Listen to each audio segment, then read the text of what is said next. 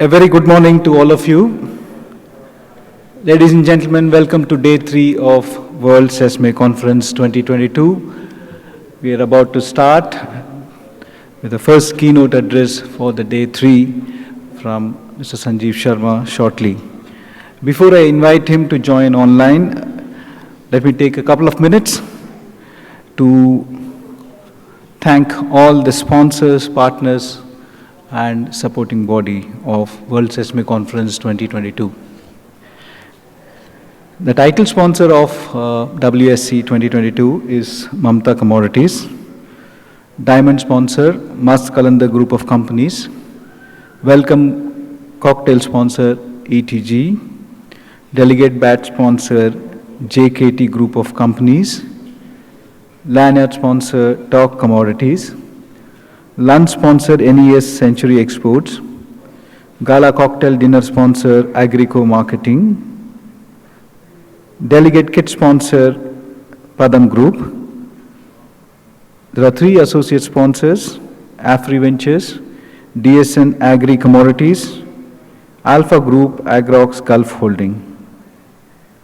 Classic sponsors, Best Smart Solutions, Hakan, Valency, Lutheran World Relief, USDA, Goim Group, Samba Foods, Rainbow Seeds and Spices Private Limited, and Adroit.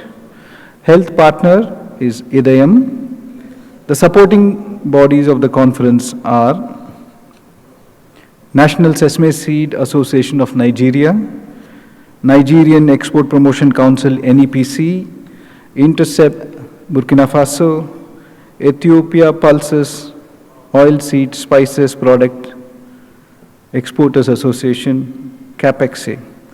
The media partners, Sesame World and GAIG, Global Ag Info. Ladies and gentlemen, I request all of you to put a round of applause to all the sponsors, partners, and the supporting bodies.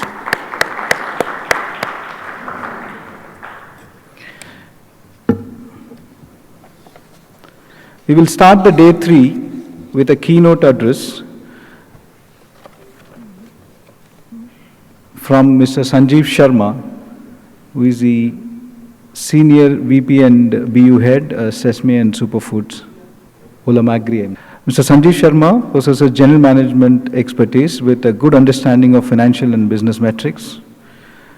Over the years, he has led a team of managers of various age, culture, nationality, location, and that has given him a keen sense of understanding how to get the best out of every team. He enjoys the role of enterprise control and the associated responsibility that comes along with running and growing a sustainable business. In our last conference in 2019, Mr. Sanjeev Sharma talked about the sustainability initiative of Olam. He's an engineer and a management graduate from Indian Institute of Management, Lucknow. This time, I had requested him to talk more on the demand side, global sesame consumption trends amidst weak currency, historic high inflation, and post-COVID scenario. So he has taken up this particular subject, and he is here to deliver his keynote, and he will join us via online. Mr. Sanjeev Sharma, welcome to you. Very good day. We are going to begin this day 3 with your special address. Over to you, sir. Where they provided us an opportunity to meet together. Unfortunately, because of other travel schedules, I could not travel. Otherwise, I would love to meet everyone in person. Okay. Today's topic, what I've been asked to do is to talk about sesame global consumption rates amidst historic high inflation, weak currency, and post-pandemic. I'll try to do whatever justice I can do to this. And but before I start that, just a word of caution that this presentation includes some forward-looking statements. So please read this and be very, very careful about whatever decisions you take on your trading. So this is an interesting subject. When Vatsaji gave me the subject, I was trying to figure out how do we talk about this. So I thought that I'll try to cover a few aspects here, which is like what are the important trends, what the food inflation and its impact has been specifically on the sesame industry, what has been the impact of currency depreciation. Then we try to take a little bit of a impact on consumption trends going forward, and what are the factors to watch out for? What are the factors which could make an impact here? So let me start with first hard numbers. These are numbers which you're all aware of. So we start with the major importers, and going by the leading importer, China. Trend has been on upswing.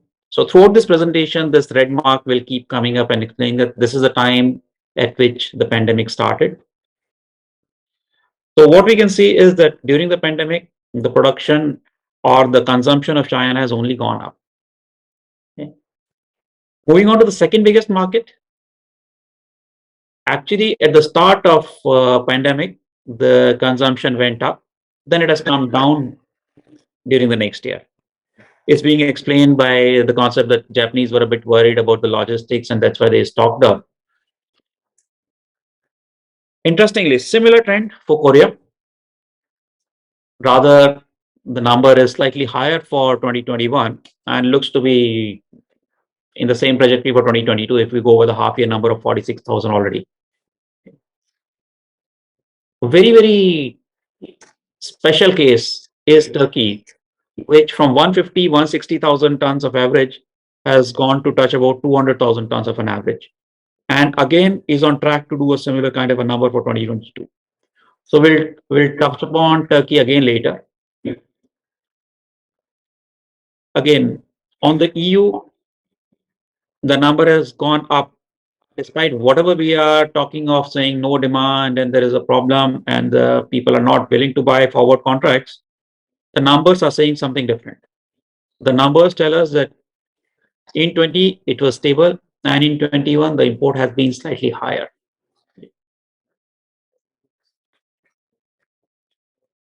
The other important market for HULD, especially the US and your Canada market, again, very, very stable market. It has made no changes. No changes are visible, 45, 42, 46, 46. And again, half year trend of 25, which could end up somewhere around the same number. So if we were to come back and try to conclude that, is there any impact which has been there on the consumption because of pandemic? Definitely no. All the numbers tell us that if at all there has been an impact, it's been slightly positive. There has been no negative impact on the consumption. So let's move on and let's see what other impacts what other things could have impacted it. How about food inflation? Okay. So now when we talk of food inflation, another important event that has taken place around this February is the Russia-Ukraine war. So we'll be using this symbol of cross swords on all the graphs just to show that this is the time at which it happens. What I'll try to put here is try to put a few numbers, try to put a few benchmark indices, and then try to compare how does Sesame compare with that. So a very, very basic one, the universally accepted FAO food price index. We start with this, and somewhere in the middle of the graph, you see a house kind of a thing. This is the subprime crisis, which started the crisis in 2008. That is the time when food price index was pretty high after that. Then closer to 2019, we can see pandemic hitting us. And after that, the war hitting us. And that's when the food price index has been going up very, very high. Okay. Good thing is over last couple of months, it has started coming down. Now, breaking it up into various components. So it has a components of meat, dairy, cereals, oil, and sugar. But the most relevant for us would be probably oils, because sesame seed with 50% of oil, its consumption predominantly as oil in China and Japan and in Korea or in the eastern part of the world, then the very logical thing has been everyone has been thinking that it should move along with the lines of oils. So the same graph has been split up, and this time the timeline has been shortened. So we are starting from 2020 April and going all the way till 22 June. You can see there has been a constant increase. So between the pandemic and the war, there's been a constant increase on all the fronts, but oils were exceptional. Oils were going at a much higher pace. Now, if I were to put oil and sesame together, we see a very different figure. While you can see that the oils has gone up almost 3 times between April of 22 to April of so from April of 20 to the April of 2022, there was almost a 3 times increase in the index of oil. But look at the sesame; it was trading at about 1450, and it is yet to breach that 1600 mark. So it's just around same number, very marginal number, no change, no big change. In contradiction, actually, when the after pandemic, when things was beginning to rise, everything else was beginning to rise, sesame kept on falling for a time. Okay. So how do we explain this? Our understanding is sesame has a demand and supply of its own. It's not correlated to anything with edible oils. While it is used as an oil, it is not used as a cooking oil, and it does not compete with any of the major cooking oils. So how does inflation, why does inflation not impact its demand? Possible explanation is that a family, maybe a family of 3, 4 people, they would probably need 15 to 20 kilograms of rice. They'll probably need 3 to 4 kgs of sugar. But the same family just takes a 200, 250 ml of sesame oil every month. So the impact is really not felt. If they were possibly paying $2 and they have to pay $2.50, they don't really feel the impact, because for the rice for which they were paying $200, probably now they're paying $300. So in the major scheme of things, the sesame consumption is never cut. And the reverse also happens. Even when the price goes down, the sesame consumption does not really dramatically go up. So there's a very standard consumption that exists. It cannot go up significantly, it cannot go down significantly. Now you can only put so much on the bread buns, you can only complain so much that I will change the recipe. But I've been hearing this change of recipe on breads for last 5 years from the European counterparts. Actually, nobody has changed the recipe. They were buying sesame, hulled sesame at 1700, 1800. They bought it as high as 2500, but the recipe still remains the same. Because probably the impact of changing the recipe is not going to be significant for anyone. So our assumption or our interpretation from this thing is that inflation also does not impact the sesame consumption in the long run. So food inflation, again, geopolitical tensions, no change. Currency depreciation, that was another factor. Either you call it currency depreciation or you call it strengthening of dollar, because everyone else seems to have taken a bit of a hit. This is a bit of a track for 1 year. Turkish currency depreciated by more than 100%. The big currencies have taken a knock, including Europe, yuans, and the big one was Japanese yens. Now, what has it done? I think traditionally, for an import market, if the currency depreciates, people should have been very worried about Turkey, that what will happen to the demand. And everyone was saying, yes, Turkey will not have a demand. They have surprised everyone, and they have really re-established themselves. They have found out a new way of how to exploit the situation. They have become the most competitive hulled producers. Their proximity to the European market helps.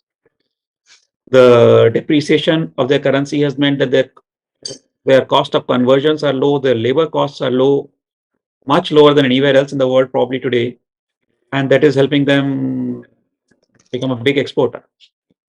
So currency depreciation, while it should have impacted them negatively as a consumer, they have changed their role.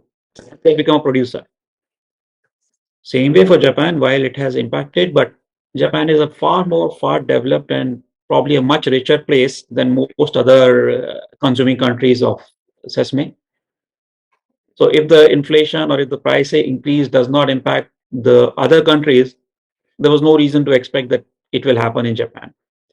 On the contrary, what has happened in Japan, while the bulk market has gone down, the retail market or the smaller packs of sesame, they are growing at a much higher pace. So currency depreciation in the markets, no impact. Let's look at the currency change in other places also, because that's another place where it matters, major origins. And this is where the two currencies which moved and then the other currencies which did not move, they'll be dealt with in another graph. So the two currencies which moved for Sudan and Nigeria, Nigerian one has happened only within last few months. Sudanese has been more of a trend. Probably this has helped the farmers to continue producing more. Because had this not happened, then the cost of living in these countries is going up. Both Sudan and Nigeria, they are heavily imports dependent countries. The cost of living is going up, the cost of transport, logistics, everything is going up. So the farmer is able to get more nairas or more pounds in the domestic crop, and that's why they're happily growing it. Had it not been the case, probably these are the countries where we'll feel the impact very soon, sooner than later. Other currencies are fairly stable, not much of a change, so it doesn't impact either ways. And they have been producing continuously without any big change. We don't expect them to make any big inroads. They're anyway smaller producers for sesame. So we don't see currency playing a negative role. On the demand side, we have established that inflation doesn't impact it, the currency doesn't impact it. So the demand is fairly stable. It's not a crop which is going to be used in such a big quantity that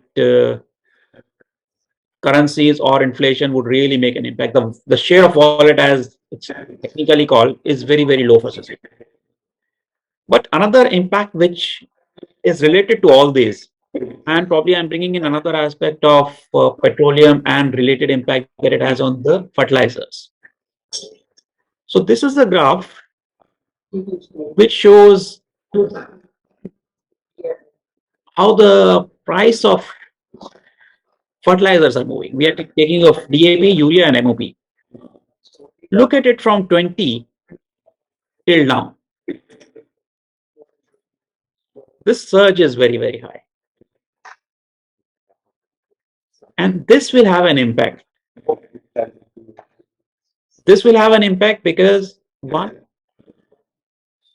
now the currencies are weakening in the origins, or at best they are stable. Even if you assume the stable countries for Tanzania, Mozambique, the impact is going to be low, but still 30% plus 80% kind of an impact is very high. So the farmer probably will not use this fertilizers, and in the crops where more fertilizer is used, they will have more impact. Another theory is that technically this kind of an impact is not felt in the first year. So if you don't put right fertilizers for this crop, your output will still be okay. The impact of not putting fertilizers for this year will be felt in the next year. So what happens next year, we don't know. Good thing again for sesame is that sesame does not require too much of fertilizers, and if the farmers are willing to, or they're exploring an option where they don't have to use fertilizers, then they will probably be going in for sesame. So this impact will happen at some stage. Not immediately. I don't expect this to happen in this particular season. Maybe for the next Tanzania Mozambique season, we might start seeing it, but not right now. But that is one trend which we'll have to be worried about. Overall, what we feel, China continues to be the price driver.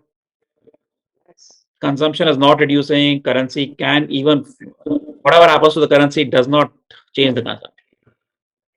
Japan seems to be on track. So these are things which will be bullish. The demand is there. Issues could be if we start seeing the impact of fertilizers right away, then the markets might turn slightly more bullish. Geopolitical tensions at various parts of the world will keep putting pressures on logistics, will keep putting pressure on various risk-taking abilities. But at the same time, new things are developing, like Pakistan crop has come up, it's increased, and it comes at a very good timing when Southern Hemisphere crop is gone, when the main African crop is yet to come in, and Pakistan fills in that void. And because of that, they will probably be providing a far better support to the market. The desperation in the market to book at a very high prices may not be there. Another thing which will happen is the high energy costs, which will impact the factories, which will impact the bakeries, which will impact the conversions. So that could lead to a bit of a bearish sentiment going forward. So these are possible things which are related to currency appreciation, currency depreciation, your inflation, and war. But looks like Kasmi is fairly immune to it, just like it is immune to weather. So thanks for listening. Thanks for your opportunity. Thank you very much. For a profitable season. Thank you very much, Mr. Sanjeev Sharma. Thank you very much for an excellent presentation on perhaps a very important subject. Please stay online with us. Any questions for Mr. Sanjeev Sharma? If you have any, if you want to add some inputs, yes, please. Yeah. Good morning, Sanjeev. This is Sandeep here. Sanjeev, this is Sandeep here. Hi, Sandeep. Yeah, hi. Know your view on the price side for the coming season. What are your expectations on the price, opening price for Nigeria? Any idea? I think you can give will give direction to the trade. No, Sandeep, very difficult to predict right now. See, because we don't know exactly how much is the crop going to be. We don't know how much is the impact from Burkina coming up. So there are a lot of balls are in the air as of now, as they say. It will be very difficult to put a number. And if you recently noticed, Sudan's buying prices have gone completely haywire. Or there's a big gap between the Sudan and the Nigeria pricing currently. Okay. So there are a lot of impacts which will help us, or which will make it difficult for us to establish a price right away. Prices might start high because China has no other option but to buy from the existing crops till CNY. I mean, looking at the weather and the damage done at the Pakistan crop for the moment, is it likely that it will be above $1,500? Let's put it like that. One way to look at it would be every cost has gone up. So if the end user is expecting it at 1,500 vis-a-vis last year's 1,500, is the farmer going to get the same price? Because there is an increase in the sea freight, there's an increase on the fobbing costs, there's an increase in the interest cost, and there is a 4 to 5 months carry which takes place. You by the time you will give the money to the farmer, by the time you'll bring it, you will process it, you will ship it out. So all those costs are adding up. So In a way, 1,500. you've answered the question. Good. So it's going to be tough. Okay. Don't expect it to be low priced. Thank you. Good morning, Sanjeev bhai. Jai here. it was disappointing that we could not meet you in person, but lovely presentation. So basically, it's something that goes on further from Sandeep Bhai's question. We are for example, if I'm talking about India, we are at already a 25% premium to what we started the season last year. But uh, uh, looking at your presentation overall, we also have felt that that doesn't deter demand as such in a big way. But overall, because of the news coming out from Pakistan right now, where if Pakistan would have had a normal crop, we would have seen the dip which usually comes before the new season. You feel that the new season will start at these rates and then carry on from there? Overall, do you see a big dip coming in? I don't expect a very big dip, frankly. Okay. While there's so many things which can happen between now and when the season starts, but I don't expect a big dip because all the costs are high. Everything is high. So, and the farmer who grows probably 1 ton of sesame, for which he gets probably slightly more than $1,000, he has to sustain his family for the whole year on that. And we've seen farmers holding it. Farmers also are getting, either they'll get restless or they'll just not want to sell it out of frustration. There is a farmer holding capacity also coming up. We may not see such a big dip. So I feel that the biggest factor contributing to this 25-30% premium would be the very low carryover stocks at origins and destinations. Do you agree with that? Yes, there are absolutely no carryover stocks. Like people have been mentioning of some big carryover stocks in Nigeria and all. No, we were desperately looking for stocks for our hulling. We could not buy it. If sitting in Nigeria we can't buy it, then there is no. It's probably not there. It's probably not there. Right. Thank you.